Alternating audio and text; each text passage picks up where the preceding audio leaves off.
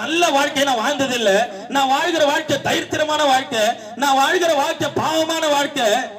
இந்த வாழ்க்கையிலிருந்து நான் விடுதலை ஆகிறதுக்கு நான் ஒண்ணும் கேட்கல. எனக்கு பிச்சை கொடுங்க ஐயா, நான் நல்ல சாப்பாடு சாப்பிடுறதுக்கு ஏதாவது பணத்தை கொடுங்க ஐயா என்று கேட்டான். பேதுருவும் யோவானும், அந்த ஊழியக்காரராகிய பேதுருவும் யோவானும் அவனை உற்று பார்த்து எங்களை நோக்கி பார் என்றார்கள். அவன் அவர்களிடத்தில் ஏதாகிலும் கிடைக்கும் என்று எண்ணி, ஏதோ பணத்தை கொடுக்க போறாங்க, ஏதோ நகையை கொடுக்க போறாங்க, நல்ல உயர்ந்த காசை கொடுக்க போறாங்க சொல்லி அவர்களை உற்று பார்த்தான். அவர்களை நோக்கி பார்த்தான்.